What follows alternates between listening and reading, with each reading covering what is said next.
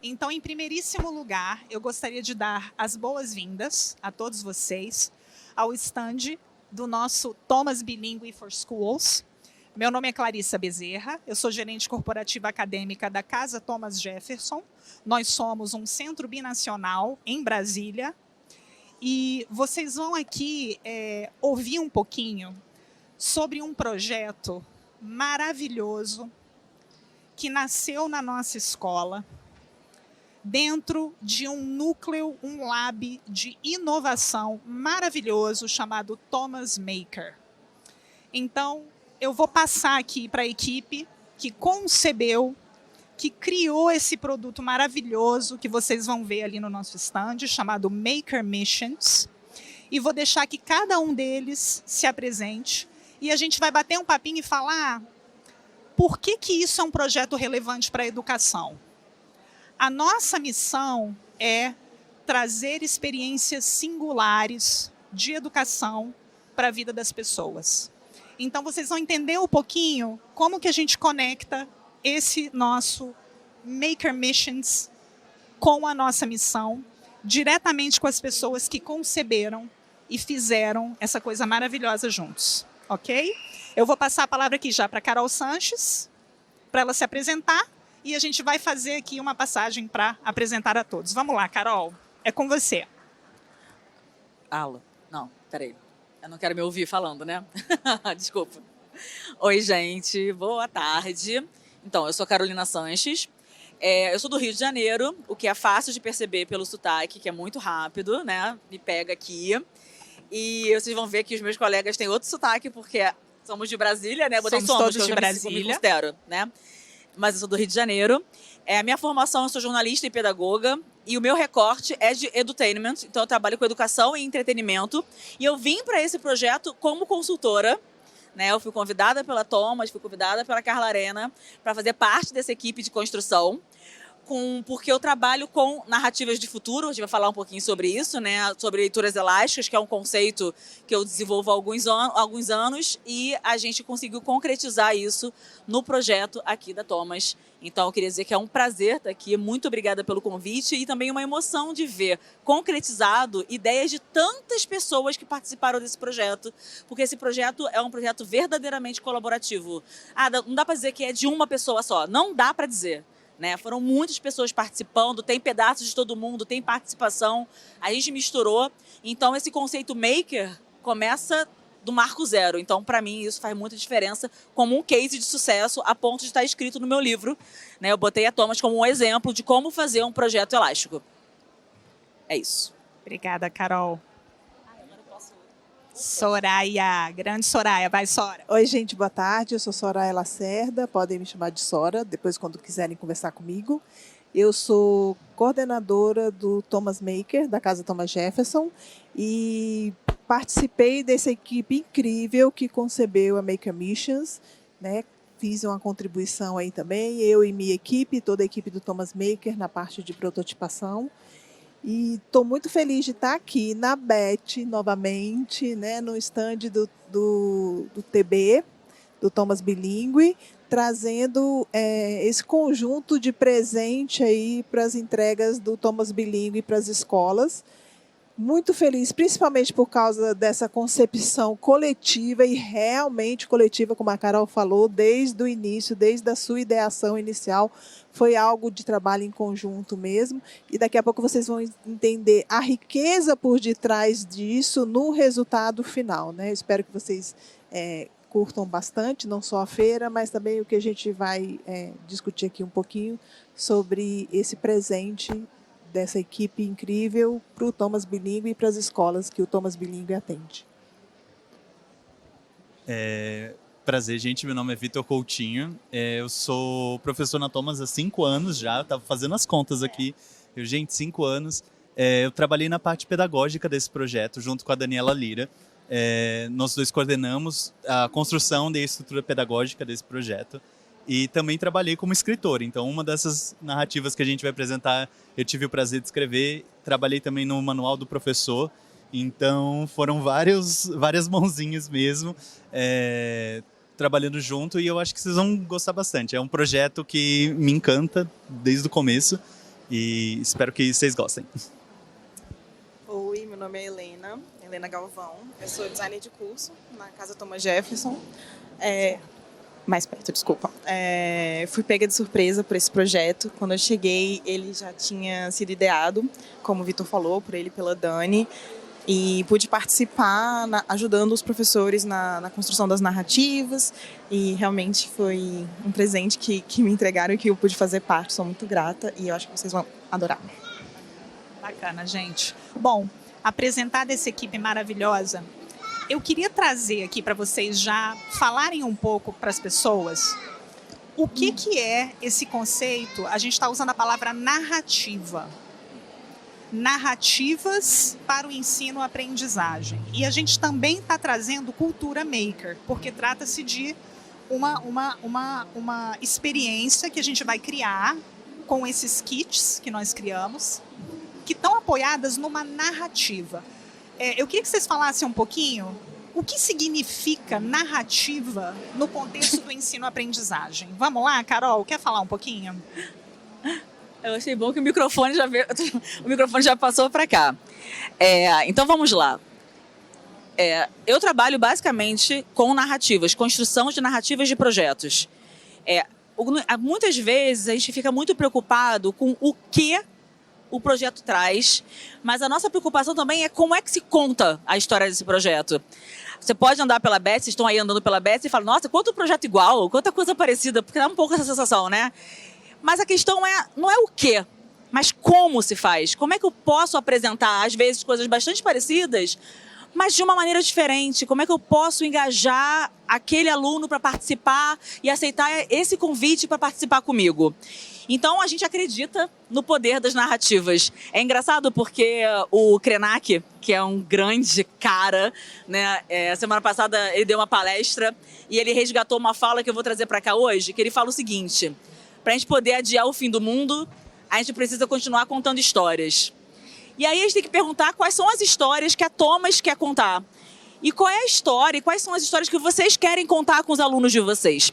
Então a gente trouxe uma narrativa que alinha, então tem um arco narrativo, ou seja, a gente construiu um universo olha, vou botar umas palavrinhas, tá? A gente construiu um universo transdisciplinar, ficcional.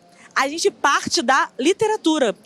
Quando o Vitor fala, eu fui escritor, é porque a gente teve 4 professores autores, e eu acho isso fundamental. Porque a gente não foi buscar fora alguém para escrever. Foram pessoas de dentro da Thomas que escreveram as histórias que seguram o projeto. Eu entro como consultora, eu como Ler Conecta e a equipe do Rio de Janeiro, né? Com a Marta, que é minha sócia, a gente entra para ajudar, porque a gente é de edição.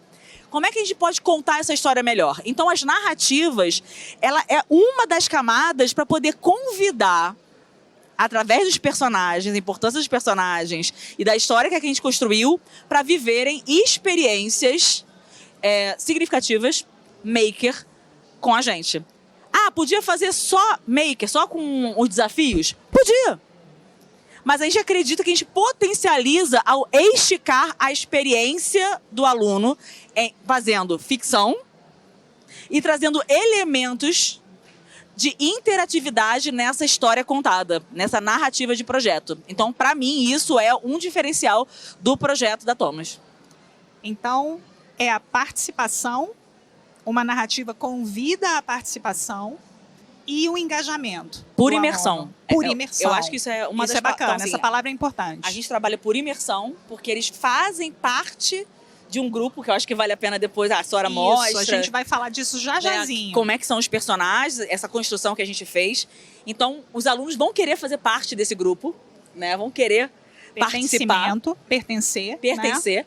E vão viver experiências, vão aprender por imersão, por interatividade, por construção de repertório, de narrativas e, obviamente, de repertório maker, de educação maker, né? E a palavra maravilhosa, que é importante que às vezes as pessoas afastem da educação e a gente quer trazer de volta, que é divertido. A paixão, né? É divertido. É legal participar. Então a gente quer que ele tenha curiosidade para poder querer saber mais e vir participar e aceitar o convite da Thomas para poder fazer a sua transformação, que é isso, né? A gente vai ver todos os desdobramentos da educação maker, né? Então é divertido. porque é imersivo, não é uma solução com cartões desafio e caixas com peças, né? Uma coisa assim, sobre um conteúdo que seja, né, seco, mas não, é um convite a uma aventura imersiva que está apoiada numa narrativa e que traz o engajamento do aluno e do professor. Exatamente. Isso é muito importante.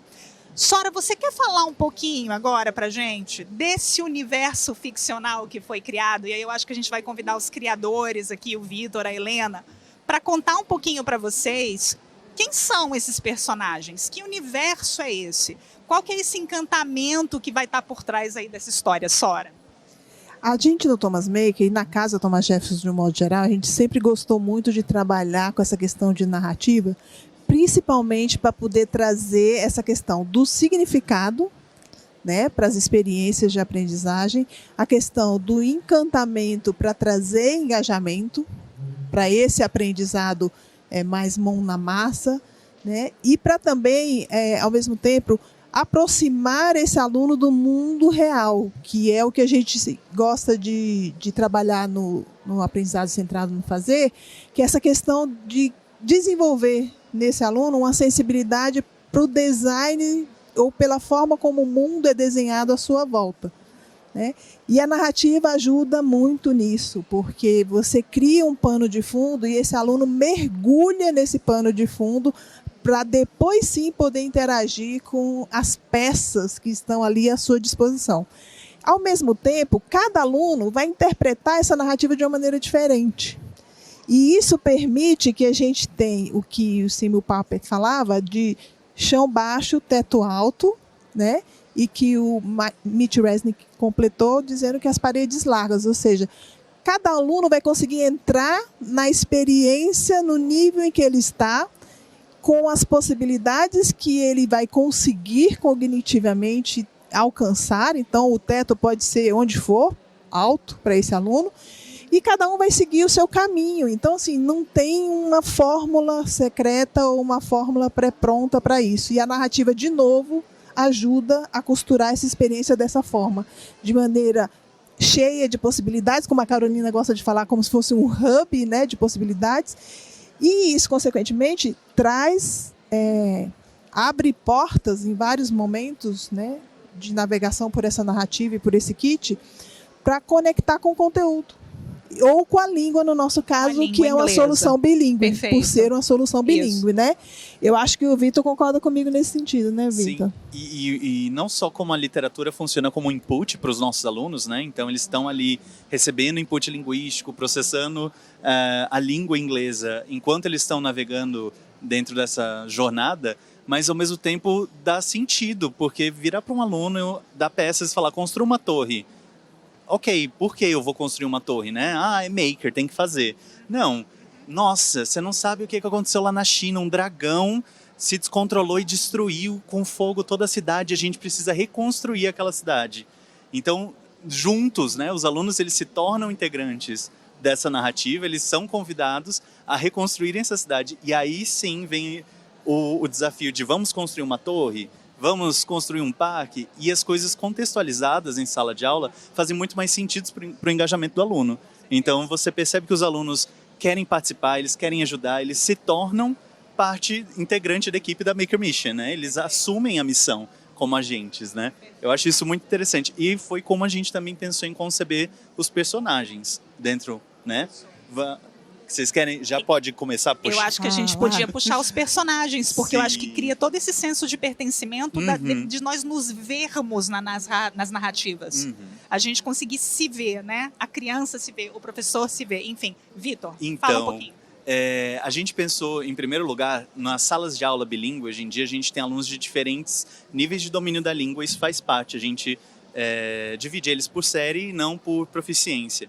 Então a gente queria uma turma desde o início que fosse diversa em vários pontos, para que todos os alunos tivessem um ponto de conexão, se olhassem para essa turma e conseguissem se enxergar como, eu sou mais parecido com o Léo, eu sou mais parecido com a Flora. Então a gente montou, né, com uma professora que recebeu de presente, né, do avô dela, e o avô dela fazia muitas coisas na garagem, era aquele típico vô que tinha oficina ali guardadinha, e ele deixou uma Kombi de presente. Essa Kombi chegou na casa dela, e ela, o que é isso, né? Pegou a chave, ligou a Kombi, e de repente a Kombi fala. Ela virou e falou assim: ah, Nina, sumida, né? E aí, que bom que foi você, agora deixa eu só reiniciar o sistema. E essa Kombi se mostrou literalmente como esse universo mágico do Makerspace. Enfim. Então, vamos lá. E aí, qual que era a ideia dentro dessa construção e dessa narrativa?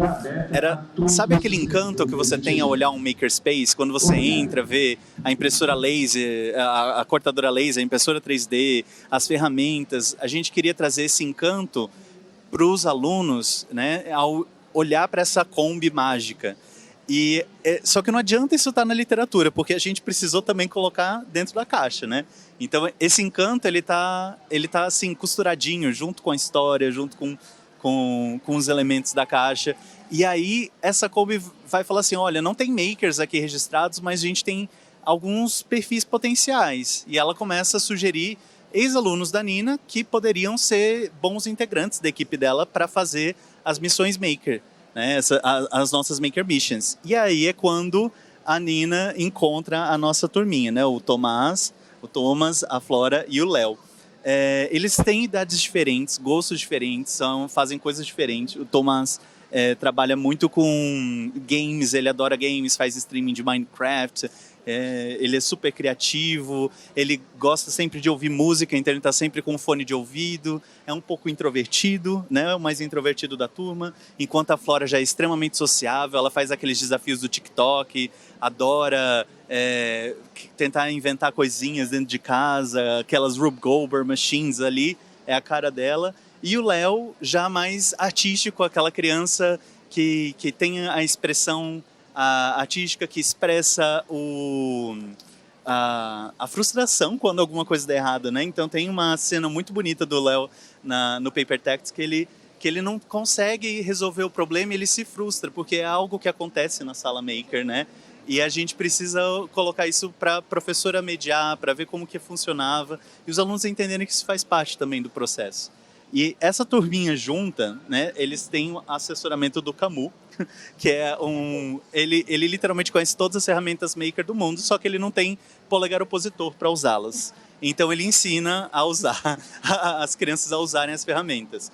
E o Camus, ele é uma personificação da gente. Ele é literalmente o professor do Thomas Maker que entra na caixa e vai junto para a escola, né? Então, quando tem as dicas do Camus e ele por perto, sempre observando, dando sugestões, é porque é aquele professor que pensou o material, que pensou a narrativa, que pensou a estrutura pedagógica e está dentro da caixinha, dentro da inteligência do Camus ali.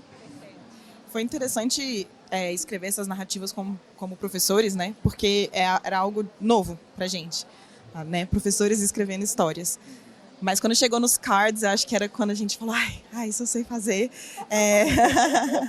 Os cartões de desafio, né? Os cartões do desafio. Então, a gente pôde pensar na nossa sala de aula, a gente pôde pensar nos nossos alunos, no que faria sentido para uma sala de aula, o que faria sentido para a gente como professor, deixando, claro, muito espaço para professores diferentes usarem com a flexibilidade necessária.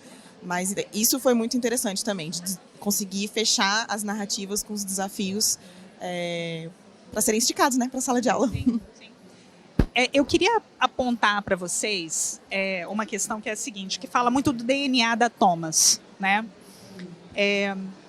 A gente acredita muito no potencial das nossas pessoas, então a dinâmica desse projeto, da gente trazer os nossos professores para se tornarem criadores de conteúdo, né? A gente acredita no potencial de crescimento do indivíduo, é um dos nossos valores, assim como é inovação, assim como é pertencimento, assim como é excelência, né? Tudo que a gente pega para fazer com muita paixão e com muita excelência, né? A maneira como nós nos voltamos para as nossas pessoas, os nossos professores, para se tornarem uma coisa além de professores, de criadores de conteúdo, de designers de aprendizagem, com a parceria de Carolina Sanches, incrível, Carla Arena, né, a Marta, fala muito de como o Thomas Bilingual for Schools se conecta com as suas escolas parceiras. Então, é isso que a gente se propõe a ser não apenas uma solução bilíngue, a gente é parceiro. Então, a gente gosta de dizer que dos nossos 60 anos de experiência com o ensino da língua inglesa, com excelência que nós temos, sendo um centro binacional, né, de muito renome em Brasília, a gente acredita que educação tem que ser feita de escola para escola, educador para educador, né? Não é commodity, não dá para ser, gente, sabe? Eu acho que a gente está dentro desse ambiente, está aqui, é isso, esse é o mercado, esse é o nosso mundo. Mas eu acho que a gente precisa ter territórios de resistência também, criativas, e de empoderamento das nossas pessoas, né? Então, eu acho que eu queria só falar isso, porque eu acho que isso é muito importante. Como gerente acadêmica, eu acredito muito nas pessoas da minha equipe. Então, assim, poder estar aqui valorizando essas pessoas e o que eles criaram, que a gente vai todo mundo ali, eu vou convidar todos vocês daqui a pouco, quando a gente terminar aqui, para a gente se levantar e para vocês irem olhar, tá? O trabalho que foi feito, não tem preço. Para mim, assim, é inestimável, né? É legal essa parte que você falou, assim, de ser de professor para professor e de escola para escola, porque quando a gente foi escrever o manual do professor, e foi uma experiência muito interessante, eu e a Paola, que nós somos os autores do blog da Nina, a gente sentou e conversou assim, o que a gente não quer?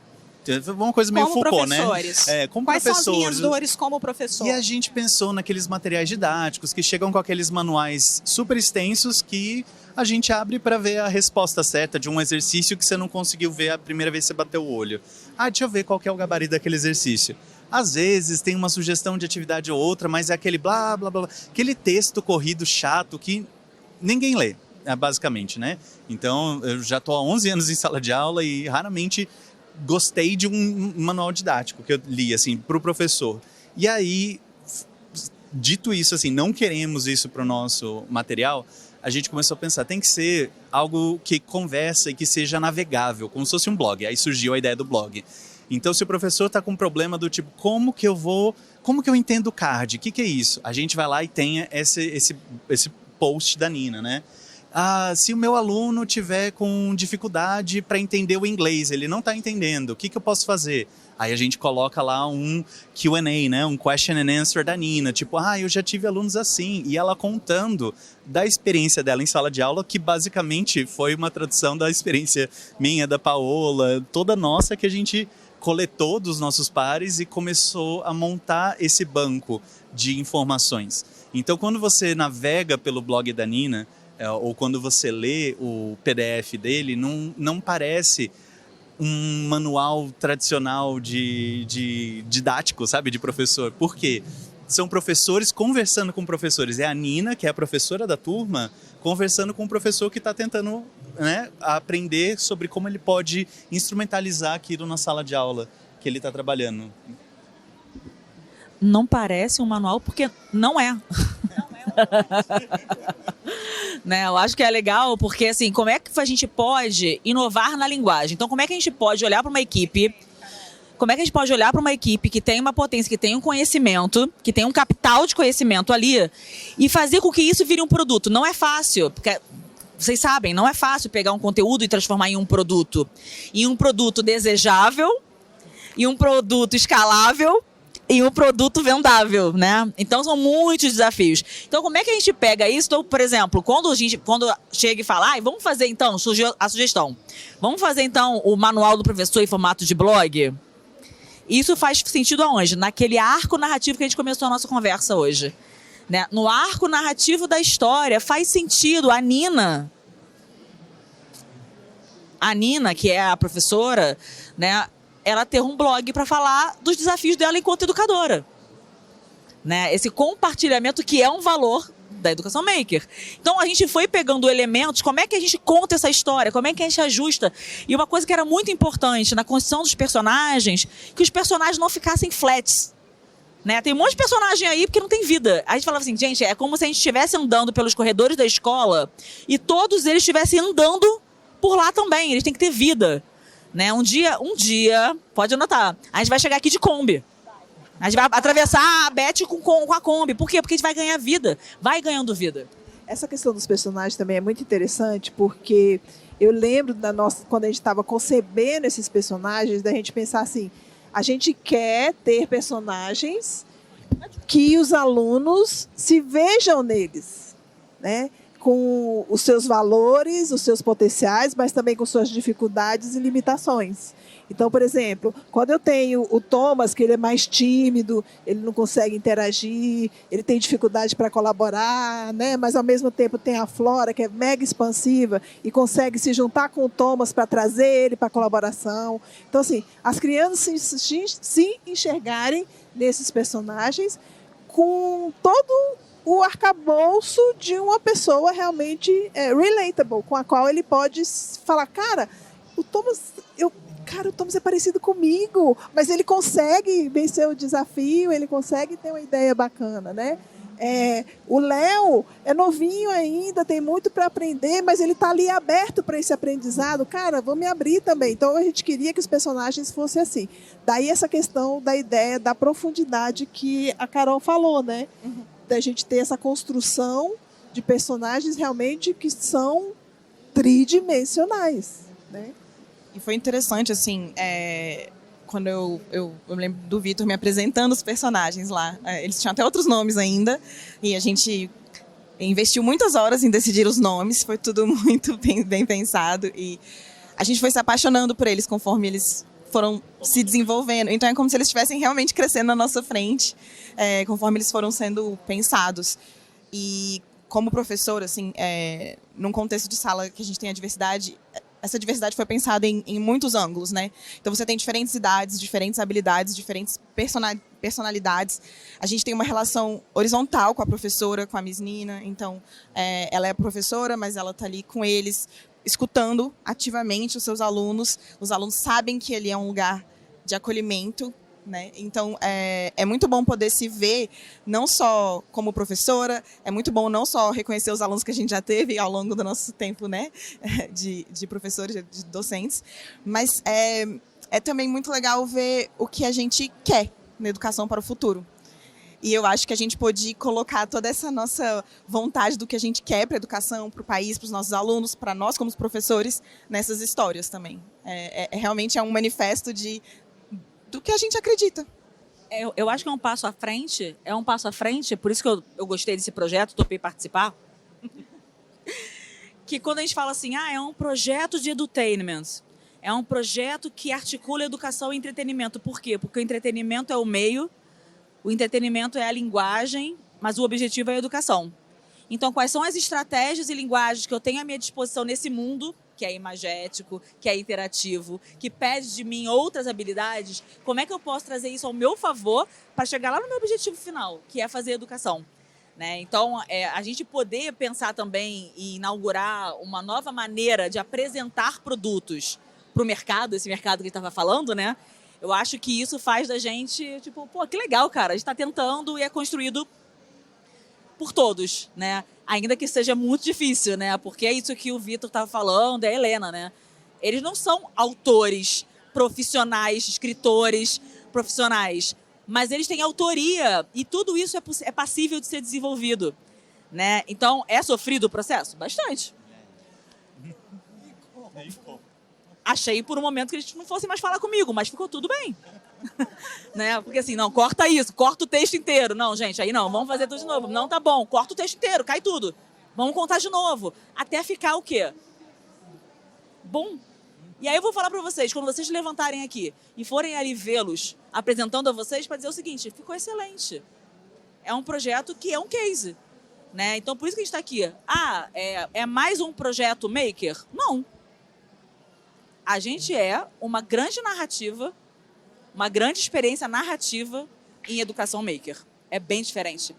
Então, eu acho que é por isso que a gente está aqui hoje. Na possibilidade da gente mostrar uma outra maneira de fazer. Tem um ponto dos kits que eu acho que é legal a gente comentar, porque também eu acho que é um diferencial deles.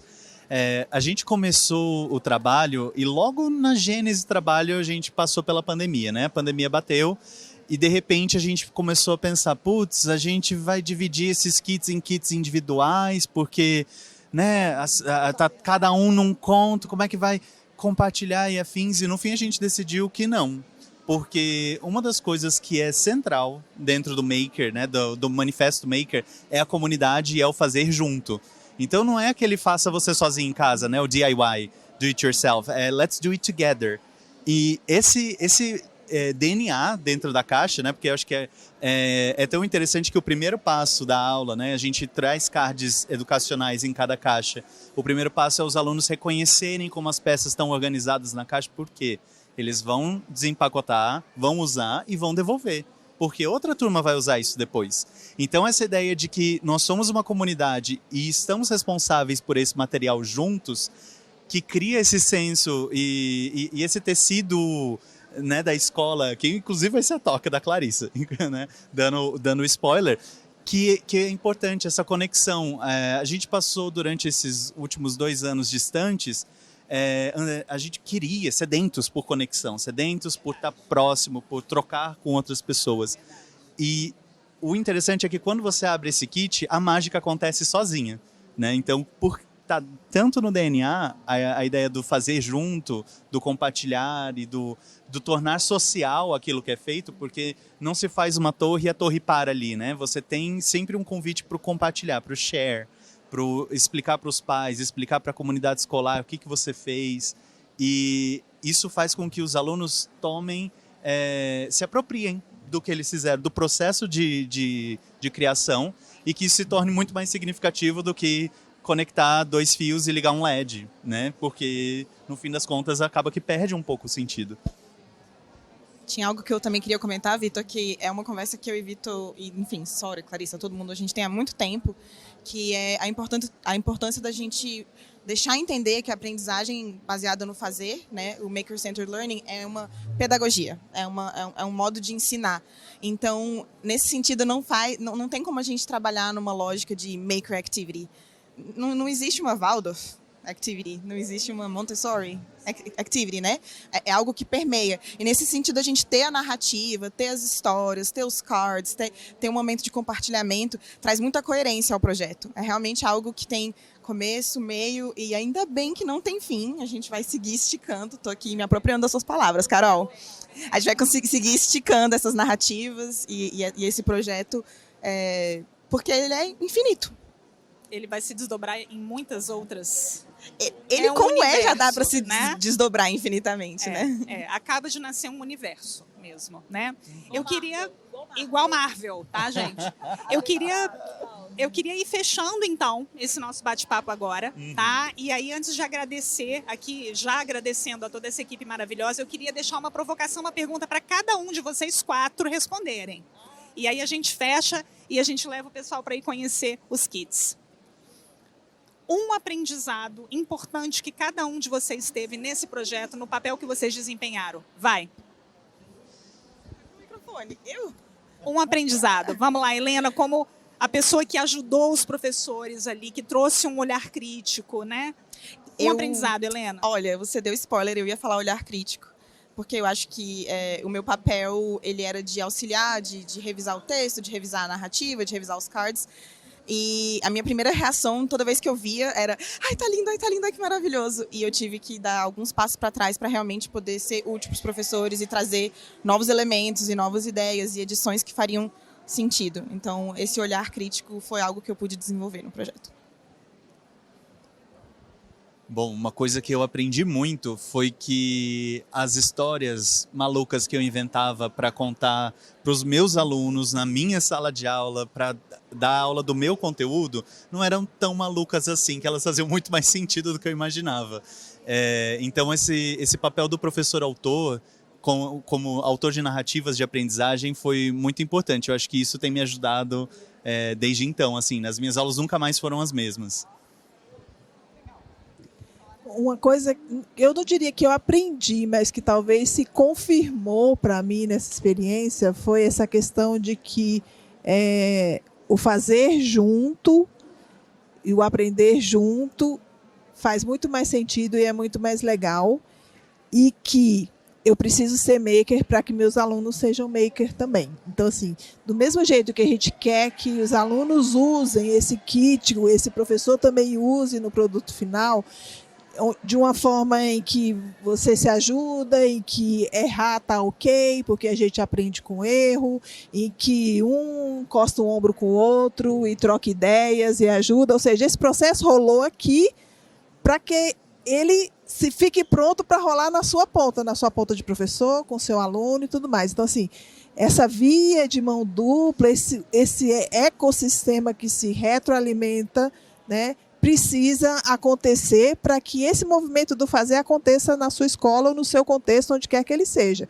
Então, você precisa se enxergar maker, você precisa se enxergar com todas as limitações de um maker, né, que não sabe tudo, que precisa do outro para aprender junto, e enxergar tudo isso para que isso aconteça com o seu aluno na sua sala de aula, no seu contexto também. Então, assim, né, é tudo lá e cá. E você, Carol? Vamos fechar aí com o seu aprendizado. Nossa, eu pensei 10 respostas diferentes e fiquei com nenhuma. Eu fiquei pensando que vou falar exatamente o que eu pensei. Não aceitar a primeira coisa que vem. Né? Eu acho que tem um aprendizado aí que é sempre possível ousar. Né? É sempre possível a gente esticar a nossa perna quando a gente acha que não vai dar mais. Cara, dá porque tem uma rede. Né? Então, eu acho que essa relação é importante. Quando a gente achava que não ia dar mais, pra gente, mas vai, pode ir, né? É uma rede de profissionais, então tem os meninos da equipe, que são todos professores, e papo de professor para professor. Aí tem uma equipe de consultores, está aqui Carla Arena, que participou do projeto desde o início, que teve com a gente, né? Que convidou para esse projeto. Eu estava, Marta, né? Então, a gente ali, a equipe maker toda, né? Então, assim, para falar o seguinte, olha, dá para dar aquele passinho. Eu acho que a palavra, você falou palavra, né? Vou fazer a frase. É hora de ousar. Olha para cá, gente, dá uma volta aí. Se não ousar, já era. Passou. Pra que a gente não precisa jogar mais no mercado, mais do mesmo? Tem pra caramba. O que eu trago de relevante? Então, para mim, ousadia e relevância. Pessoal, eu queria agradecer todos vocês por estarem aqui com a gente, pelo tempo, pela atenção e convidar a todos para conhecer os nossos Maker Mission Kits. E os bichinhos, cadê os bichinhos? E a máquina dos bichinhos, gente. Gente, muito obrigada. A gente está muito feliz de receber vocês. Muito obrigada. Conheçam. Chamem. Vamos ali, gente.